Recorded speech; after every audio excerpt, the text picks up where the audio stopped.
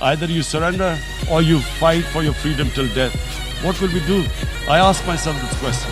And my belief is, La ilaha illallah, there is no God but one. And we will fight. جی السلام علیکم دوستوں. خبریں بہت ساری ہیں اور بہت ساری باتیں کرنے کو ہیں، لیکن حقیقت یہ ہے، ہمیں دیکھنا یہ ہے کہ ہمارا پاکستان میں وے فارورڈ کیا ہے.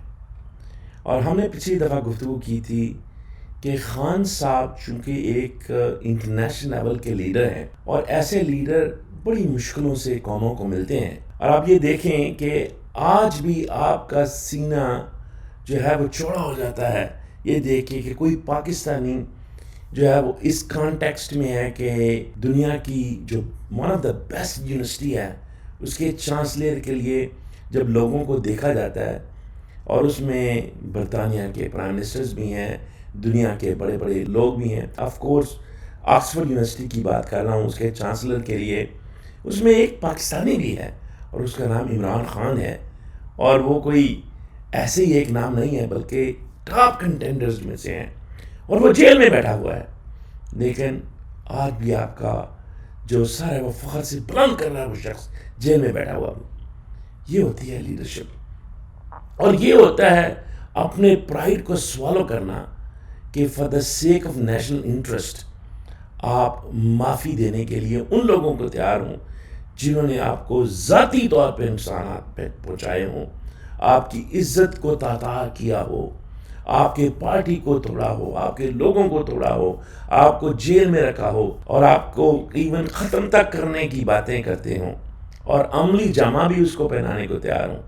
ان سب کو آپ نیشنل انٹرسٹ میں معاف کرنے کے لیے یہ بیان دیں کہ میں آپ سے گفتگو کرنے کو تیار ہوں.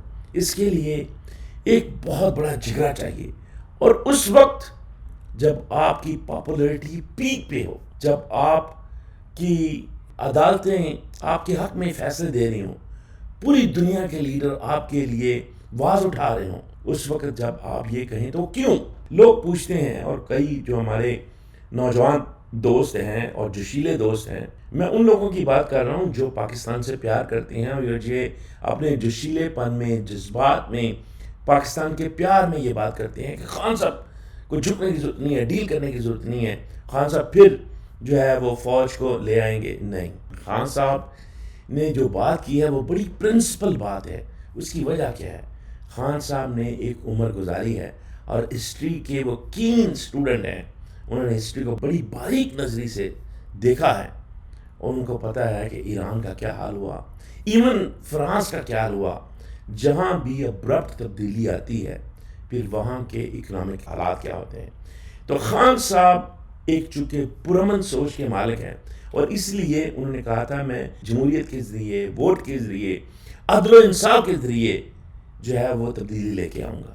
اور اس لیے انہوں نے ابرپٹ چینج کی بات نہیں کی، کیونکہ دوستو ابرپٹ چینج کی بات کرنا تو بڑا آسان ہوتا ہے، لیکن اس کو سنبھالنا بہت مشکل ہوتا ہے. تو اس لیے آج ہم بات کریں گے کہ پاکستان کے ریئل سٹیک ہولڈرز کون کون سے ہیں، اور ان کی ڈپینڈنسیز کیا ہیں، ان کے حق میں کیا جاتا ہے. کیونکہ دیکھیے، آپ کسی کو بھی مائل نہیں کر سکتے کسی بات پہ اگر اس میں اس شخص، اس قوم، اس فرقے، اس جماعت، اس ٹیم، اس آرمی کا فائدہ نہ ہو. جب بھی کسی نیگوشیشن میں جاتے ہیں تو آپ اگر اچھے نیگوشیٹر ہیں تو آپ سٹیک ہولڈر انالیسس کرتے ہیں. سٹیک ہولڈر انالیسس سے کیا مراد ہے کہ جو اس کے سٹیک ہولڈر ہیں، جو اس چیز سے اثر انداز ہوں گے لوگ، ان کا آپ انالیسس کرتے ہیں کہ ان کے فائدے میں کیا ہے. تو اس سارے پاکستان کے سیناریو میں کون سٹیک ہولڈرز ہیں؟ پہلا سٹیک ہولڈر ہے عوام. اگر آپ اس کو سمجھیں، of course P M L N کے لیے سٹیک ہولڈر شاید عوام نہیں ہے، کیونکہ عوام کے ذریعے وہ آئے ہی نہیں پہلی دفعہ بھی، اور کبھی بھی. وہ جب بھی آئے کسی نہ کسی چرلو کے نتیجے میں آئے، کسی نہ کسی کو ساتھ ملا کے آئے، کوئی نہ کوئی چکر چلا کے آئے. وہ خود تو لوگ کہتے ہیں کہ نواز شریف صاحب، خیر ہم نے تو نواز شریف صاحب کی پوری اڑان دیکھی ہے، ہم تو ان کے حلقے میں رہنے والے لوگ ہیں، اور ہمیں پتہ ہے کہ اگر وہ خود اپنی بنیاد پہ کونسلر بھی کھڑے ہوتے تو شاید نہ جیت سکتے. لیکن ان کو سلیکٹ کر کے وزیر خزانہ بنایا ضیاء الحق صاحب نے سلیکٹ کر کے الیکٹ کر کے نہیں. ایون اپنے دور میں بھی پہلا الیکشن نہیں کروایا, پہلے ان کو بٹھایا. اسی طرح بھٹو صاحب کو بھی بٹھایا گیا تھا, ان کو بٹھایا, پھر ان کو کھلایا پلایا بڑا کیا, ان کی انڈسٹریز ڈیولپ کی, پھر جا کے کہیں ان کو الیکشن لڑوایا, اور وہ بھی الیکشن جو ہے وہ اپنی چھتر چھایا کے نیچے 85 کا الیکشن کروایا. پھر اس کے بعد دوبارہ اپنی ہی پارٹی پہ کو کروا کے جنیجو صاحب کی جگہ بٹھایا, اور پھر جا کے ان کو وہ ہر الیکشن میں یہ کہتے رہے کہ جی مجھے آپ بھاری اکثریت دیں تو پھر فائدہ ہوگا, 2/3 ڈلوائیں. کہ رزلٹ آنے سے چند گھنٹے پہلے وہ ان کو کہیں کہ 2/3 دلوائیں. تو وہ ہمیشہ اس طرح کی حرکتیں کرتے رہے ہیں, اس لیے کہ ان کا خمیر کبھی جمہوری اور کبھی لیڈرانہ رہا ہی نہیں, نہ ہے. وہ تو اپنا بندے کے چکر میں ہوتے ہیں کہ میرا بندہ آ جائے. اب قوم نے جب انگڑائی لی, اور جو اصل سٹیک ہولڈر ہے اس ملک کا وہ ہے عوام, اور عوام نے جب اپنا ایک لیڈر, اس کی اپنی جو کمائی ہوئی برانڈ تھا, جو کمائی ہوئی دولت تھی, اس کی عزت تھی, وہ عزت اس نے پوری دنیا میں پاکستان کی کروائی. اور پھر اس نے وہ اپنی عزت سٹیک میں لگا کے پہلے پاکستان کے لیے انسٹیٹیوشنز, شوکت خانم جیسا, نمل جیسا, القادر جیسا انسٹیٹیوٹس بنائے, اور پھر ان انسٹیٹیوٹس کو پوری دنیا میں ریکگنائز کروایا, اور پھر اس نے پاکستان کا بیڑا اٹھایا. اور کون سی وہ شکوہ شکایت تہمت اس نے اس کی فیملی میں برداشت نہیں کی, اور پھر آخرکار اس کو مارنے کی کوشش کی گئی, پھر اس کو اکیلا کرنے کی کوشش کی گئی, اس کو کیا کیا کوشش نہیں کی گئی. تو میری جان, لیڈر تو پھر ایسے ہی بنتے ہیں. اللہ تعالیٰ قرآن میں فرماتے ہیں, سورہ بقرہ میں, اور جا بجا فرماتے ہیں ہر جگہ پہ. آیا 51-53 میں کہا ہے کہ اے ایمان والو صبر کرو اور نماز کے ساتھ اللہ تعالیٰ کا ساتھ ڈھونڈو, اور اللہ صابروں کے ساتھ ہے. پھر فرمایا کہ زیادہ سے زیادہ کیا ہو جائے گا, تم قتل کر دیے جاؤ گے, لیکن اگر تم اللہ کی راہ میں قتل کر دیے گئے, ان کو مردہ مت کہو, تمہیں ان لوگوں کا شعور ہی نہیں ہے. اور پھر بتایا کہ صحیح صبر کیا ہوتا ہے اور لیڈرشپ کیسے ڈیولپ ہوتی ہے. اللہ فرماتے ہیں بعد بسم اللہ الرحمن الرحیم ان سورہ بقرہ 155 یعنی 155 آیت سورہ بقرہ کی, کہ وَلَنَبْلُوَنَّكُمْ بِشَيْءٍ مِّنَ الْخَوْفِ وَالْجُوعِ وَنَقْصٍ مِّنَ الْأَمْوَالِ وَالْأَنفُسِ وَالثَّمَرَاتِ وَبَشِّرِ الصَّابِرِينَ. اللہ فرماتے ہیں صبر ہوتا کیا ہے. یاد ہے پچھلی ویڈیو میں آپ کو بتایا تھا کہ صبر کرو اور رابطہ رکھو, اور صبر بھی ایسا کرو آپ صبر کے بینچ مارک بن جاؤ. اس آیت میں فرما رہے ہیں اللہ تعالیٰ کہ صبر کا مطلب کیا ہے, کیا ہوگا. یعنی اللہ تعالیٰ جو ہے وہ کبھی تو فیئر آئے گا آپ کو, کبھی آپ کو نقصان اٹھانا پڑے گا اپنی مال میں, جان میں, اپنی حالات میں, ثمرات میں, اور پھر اللہ فرماتے ہیں کہ سنا دو خوشخبری صابروں کو, کیونکہ الذین اذا اصابتہم مصیبہ قالوا ان للہ و انا الیہ راجعون. اور ان کو جب مصیبت آتی ہے, مشکل آتی ہے, تنگی آتی ہے, ڈیفیکلٹی آتی ہے, تو وہ کہتے ہیں کہ یہ میرے اللہ کی طرف ہے, کیونکہ ہم سب کو اللہ ہی کی طرف چلے جانا ہے. اور پھر اللہ تعالیٰ اس کے بعد والی آیت میں 157 میں فرماتے ہیں کہ پھر جو صبر کرتے ہیں اللہ کی ہدایت بھی ان کی طرف آتی ہے, رحمت بھی آتی ہے, اور پوری سکسیس اس دنیا کی اور آخرت کی بھی آتی ہے. تو آپ یہ دیکھیں کہ عمران خان نے یہ صبر کیا, اور اسی صبر کو آپ کو سمجھایا جب کہتا رہا کہ گھبرانا نہیں ہے. اور آپ کو بھی کیا سبق دیا کہ ایاک نعبد و ایاک نستعین, کیونکہ ایاک نعبد کا مطلب ہے کہ یا اللہ ہم صرف تیری عبادت کرتے ہیں, صرف تیرے آگے جھکتے ہیں, تو ہمارا مالک ہے, ہم دنیا کے سامنے نہیں جھکتے. اور پھر اگلی ہی آیت یاد کرائی کہ ایاک نستعین, لیکن یا اللہ ہم مدد مانگتے ہیں کس سے, تجھ سے یا اللہ. کیونکہ اگر آپ کسی عقل والے, علم والے سے پوچھیں گے تو وہ آپ کو بتائے گا کہ پورے قرآن کی سمری اور اس کا نچوڑ سورہ فاتحہ ہے, اور پوری فاتحہ کا نچوڑ یہ 2 آیات ہیں, ایاک نعبد و ایاک نستعین. اگر آپ نے ایاک نعبد و ایاک نستعین کو سمجھ لیا تو آپ نے پورے قرآن کو سمجھ لیا, کیونکہ قرآن کا میسج یہ ہے کہ کسی ظالم جابر, کسی کے سامنے نہیں جھکنا, صرف اور صرف عبادت عبد بننا ہے. عبد کا کیا مطلب ہے, جھکنے والا, یعنی اس کا غلام ہو, اس کو مانے, اس پہ چلے, اور وہ فقط اور فقط آپ عبد اللہ کے ہیں, آپ اس کے نائب ہیں. باقی کوئی دنیا کی چیز آپ کو نہ فائدہ پہنچا سکتی ہے نہ نقصان پہنچا سکتی ہے. تو اس لیے اللہ تبارک و تعالیٰ کا فرمان بھی ہے کہ جو بندہ میرا بندہ بن جاتا ہے نا، پھر ہم اس کا ہاتھ ایسا پکڑتے ہیں جو کبھی چھوٹنے والا نہیں ہے، اور پھر ہم اس کو اندھیروں سے نکال کے روشنیوں کی طرف لے جاتے ہیں۔ تو پہلا اسٹیک ہولڈر جو ہے وہ عوام ہے، اور یہ شخص جو ہے یہ عوام کا سوچتا ہے۔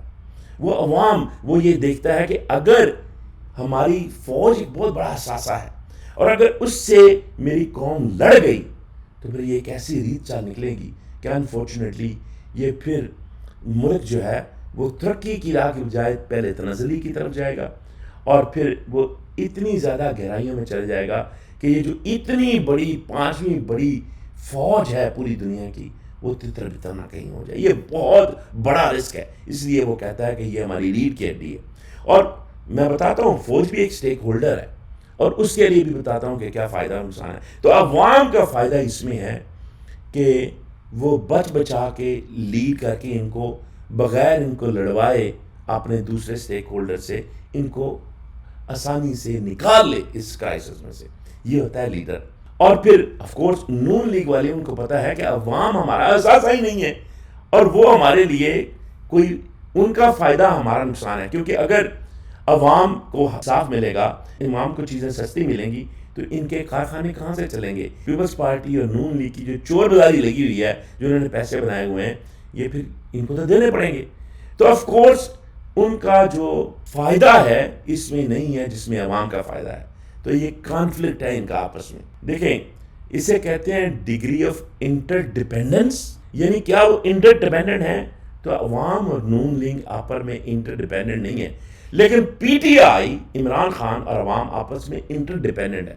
عوام کا فائدہ پی ٹی آئی کا فائدہ ہے، اس کے سلوگن کا فائدہ ہے، عدل و انصاف اس کا سلوگن ہے، اور پی ٹی آئی ہے جس کو ووٹ ٹرو عوام نے دیے ہوئے ہیں۔ تو اگر عوام اس کے ساتھ ہے اور یہ عوام کے ساتھ ہیں، عوام کا فائدہ ہوتا ہے، عوام کو ریلیف ملتی ہے، تو ان کا فائدہ ہوتا ہے۔ تو یہ آپس میں انٹر ڈیپینڈنٹ ہے۔ عوام کا نقصان پی ٹی آئی کا نقصان، پی ٹی آئی کا نقصان عوام کا نقصان۔ اب دیکھ لیجیے فوج کو۔ اب فوج بھی ایک بہت بڑا اسٹیک ہولڈر ہے۔ اب بات یہ ہے، چاہے فوج میں کچھ لوگ اپنی مرضی اور من مانی کرنا چاہتے ہیں، لیکن مجھے آپ آنیسٹلی بتائیے کہ اگر پاکستان میں امن و امان نہیں ہوگا تو فوج کسی صورت بھی، اگر عوام پیچھے نہیں ہوگی، اگر عوام بدزن ہو جائے گی فوج سے، تو جتنی بڑی بھی فوج ہو وہ کبھی نہیں لڑ سکتی، وہ کبھی اسٹیبل نہیں رہ سکتی، ان کا خرچہ کبھی پورا نہیں ہو سکتا، بے شک یہ جتنے مرضی انسٹیٹیوشن چلا لیں۔ At the end of the day اگر عوام بفر جائے اور عوام ان کے خلاف ہو جائے، نہ تو ان کے انسٹیٹیوشن بچیں گے، نہ ان کی سیلریاں بچیں گی، نہ ان کی جو ہے وہ یہ جتنے بھی ریئل اسٹیٹ کے پروجیکٹ بچیں گے، نہ کوئی فوجی فاؤنڈیشن بچے گی، کچھ نہیں بچے گا۔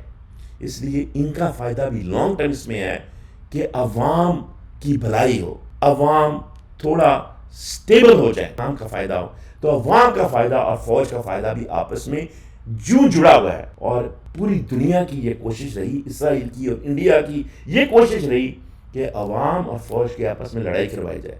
بڑے افسوس کی بات ہے کہ کچھ لوگ ناعقبت اندیش اس کو بھلا بیٹھے، اور انہوں نے آلموسٹ یعنی عوام اور فوج کی آلموسٹ لڑائی کروا دی۔ اور چونکہ عوام اور پی ٹی آئی آپس میں یوں جڑے ہوئے ہیں، اس لیے ہمارے انسٹیٹیوشنس کو بھی یہ سمجھنے کی ضرورت ہے، اور کسی حد تک وہ اس کو آپ سمجھنے لگے ہیں کہ عوام اور پی ٹی آئی کو آپس میں توڑا نہیں جا سکتا۔ بڑی کوشش کی گئی لیکن نہیں توڑا جا سکتا۔ تو اس لیے فوج ایک بہت بڑا اسٹیک ہولڈر ہے، عوام ایک بہت بڑا اسٹیک ہولڈر ہے، اور یس پی ٹی آئی ایک بہت بڑا اسٹیک ہولڈر ہے، اور اس کے بعد نون اور پیپلز پارٹی اسٹیک ہولڈرز ہیں۔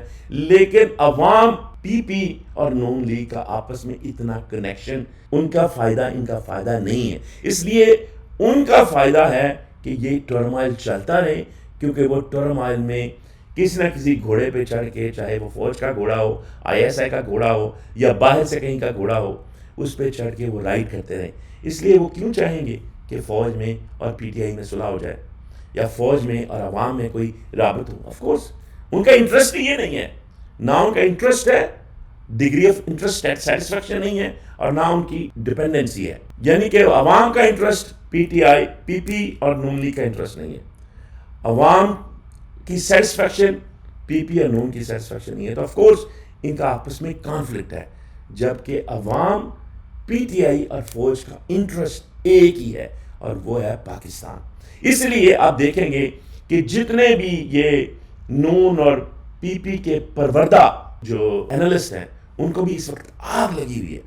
اب اگر کسی کو آگ لگی ہوئی ہے خان صاحب کی بات پہ تو یہ ایک بڑا اچھا لٹمس ٹیسٹ ہے کہ اس سے ثابت ہوتا ہے کہ ان کا انٹرسٹ پاکستان نہیں ہے یا پاکستانی عوام نہیں ہے. ان کا انٹرسٹ لڑائی جھگڑے میں ہے, کیونکہ وہ اس لڑائی جھگڑے میں ان کو کہیں نہ کہیں بٹھا کے ان کا کوئی فائدہ ہو جائے گا. مجھے افسوس ہوتا ہے کہ کبھی انسان کے پیٹ بھر بھی جانا چاہیے. یعنی یہ جو چڑیا سرکار ہے نجم سیٹھی صاحب, میرا یہ خیال تھا کہ اب ان کو یہ ٹائم آ گیا ہے, اور وہ کبھی کبھی کرتے ہیں اچھی بات, وہ اس لیے کرتے ہیں کہ لوگ ان کو سنیں, ان کی ریٹنگ رہے, اور وہ بھی اس لیے ریٹنگ رہے گی تو پیسے آئیں گے, اور وہ جب پیسے آئیں گے اور پھر ان کو کچھ نہ کچھ مل بھی جاتا ہے, تو وہ بیسیکلی نواز شریف کا انٹرسٹ جو ہے وہ کرتے ہیں. اور وہ جب بہت زیادہ انالیسز اس طرف ہوتے ہیں, دیکھیں نا پہلے دن وہ کہنے لگے نہیں کسی صورت میں عمران کی تو سے کوئی بات نہیں کرنا چاہتا. پہلے یہ کہتے رہے کہ ٹاک ٹاک فائٹ فائٹ, اور جب یہ ٹاک ٹاک فائٹ فائٹ ہوئی تو پھر یہ کہتے ہیں نہیں عمران کی کوئی بات نہیں سن رہا. جب یہ پتہ چلا کہ نہیں یہ انہی نے سفارش کی تھی کہ خان صاحب آپ کوئی تھوڑا ڈیل دیں ہمیں, تو خان صاحب نے یہ پیغام دیا, کیونکہ خان صاحب کی کبھی بھی خواہش نہیں رہی کہ لڑائی ہو. اور بائی دا وے وہ ناک بند دیش اور جن کی جو ہے وہ میموری صاحب نے کہتی خان صاحب نے جیل میں جانے سے پہلے بھی کہا تھا کہ میں بیٹھنے کے لیے تیار ہوں. جب خان صاحب نے وہ پہلے DISPR نے آج سے 3 پریس کانفرنس پہلے کا پریس کانفرنس پچھلے سال کی تھی خان صاحب کی جیل میں جانے سے پہلے, تو خان صاحب نے کہا تھا کہ DGISPR صاحب آپ اس وقت پیدا بھی نہیں ہوئے تھے جب میں پاکستان کی ترجمانی کرتا تھا. تو اس وقت انہوں نے یہ بھی کہا تھا کہ میں بیٹھنے کے لیے تیار, اس وقت بھی کہا تھا. تو خان صاحب کا سٹانس وہی ہے کہ وہ بیٹھنا چاہتے ہیں, اور انہوں نے کہا تھا اس وقت بھی کہ میری پرسنل گرج کوئی نہیں ہے, جو بھی میرا پرسنل معاملہ ہے وہ میں معاف کرنے کے لیے تیار ہوں.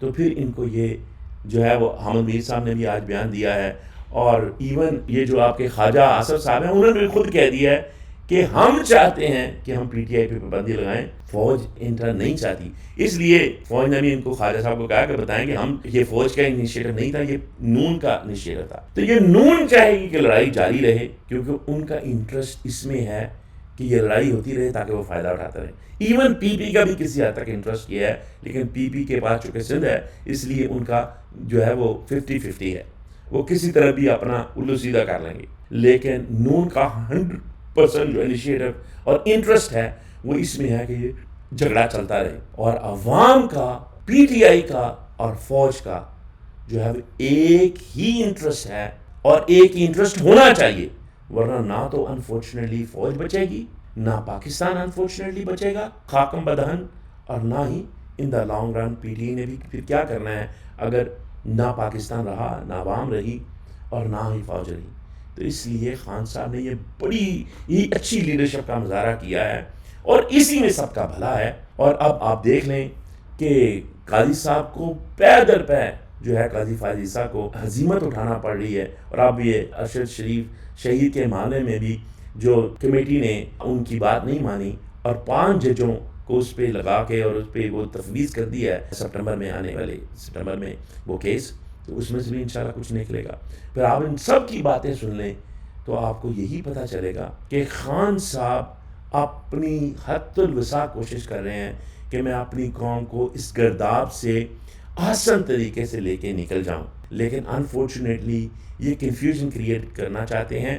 اور یہ جو فائر وال کا سارا چکر چلا کے, اور یہ دیکھیں اس میں کوئی شک نہیں ہے کہ ایک طرف کوششیں ہو رہی ہیں کہ آپس میں جو ہے نا کسی طریقے سے ایک پیج پہ آ جایا جائے, لیکن پھر وہ پرسنل انٹرسٹ کچھ لوگوں کے آ جاتے ہیں, اور اس میں پھر یہ غنڈہ گردی ہوتی ہے, اور کبھی حملے کیے جاتے ہیں, کبھی لوگوں کو اٹھایا جاتا ہے, کبھی. تو یہ انفارچونیٹلی یہ اس لیے اللہ تبارک و تعالیٰ نے یہ قرآن میں کہا ہے کہ جو صبر ہوتا ہے اور اس کے بعد جو پھل ملتا ہے نا ان لوگوں کو ملتا ہے جو اس ٹیسٹ سے گزرتے ہیں. یہ نہیں کہ اللہ تعالیٰ کو وہ ٹیسٹ کرنے پسند ہے, نہیں, بلکہ وہ اللہ تبارک و تعالیٰ آپ کو تیار کرتے ہیں تاکہ آپ ایک بڑے مقصد کے لیے تیار ہوں. آپ بڑے مقصد, میں یہ سمجھتا ہوں پاکستان کو اور پاکستانیوں کو ایک بڑا مقصد پورا کرنا ہے. اس لیے پاکستانی قوم ایک مشکل مرحلے سے گزر رہی ہے, اور یاد رکھیں مشکلات سے گزر کے ہی انسان اور قومیں اور انسٹیٹیوشن ایک عالمی درجے کے انسٹیٹیوشن بنتے ہیں, اور پوری دنیا میں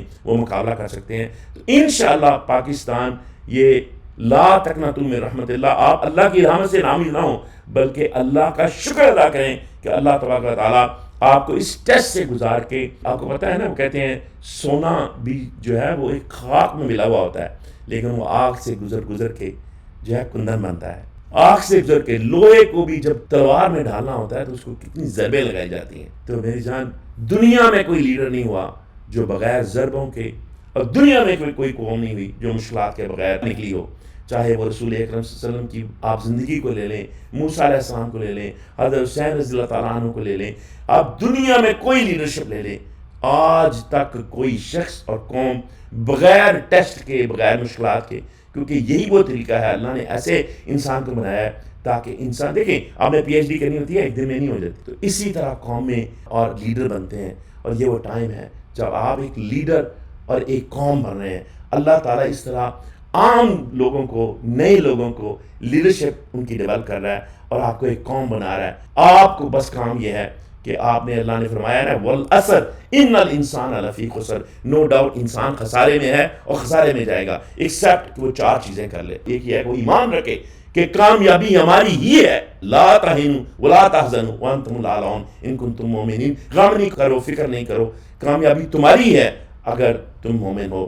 تو ایمان رکھو، الذین آمنوا وعملوا الصالحات، اور صرف ایمان ہی رکھو، کچھ ایکشنز بھی کرو، اچھے کام بھی کرو، وتواصوا بالحق، اور حق کے ساتھ جڑے رہو، وتواصوا بالصبر، اور صبر بھی کرو. اور اگر یہ 4 چیزیں کر لیں تو پھر آپ وہ کندن بنو گے کہ اس طرح کا کندن کہیں آپ کو ملے گا نہیں، اور آپ وہ قوم بنو گے کہ پوری دنیا کو آپ جو ہے وہ راہ راست پہ لگاؤ گے. تو انشاءاللہ یہ کام ہوگا، میرے اللہ کو منظور ہوگا، اور آپ نے اپنا کام کرنا ہے، ان 4 چیزوں پہ عمل کرنا ہے. اگر آپ نے ان 4 چیزوں پہ عمل کر لیا تو ذرا نام ہو تو یہ مٹی بڑی زرخیز ہے ساقی. اللہ نے آج تک اس قوم کی حالت نہیں بدلی، نہ ہو جس کو خیال اپنی حالت بدلنے کا. اور وہ یہ 4 راستے ہیں. اور اگر آپ نے اب ایمان رکھا، آپ نے عمل کیا، آپ نے سچ کے ساتھ کھڑے رہے، حق کے ساتھ کھڑے رہے، آپ نے صبر کیا، تو آپ کو کوئی ہرا ہی نہیں سکتا. انشاءاللہ کامیابی آپ کے پاؤں چومے گی. اللہ تعالیٰ ہم سب کا حامی و ناصر.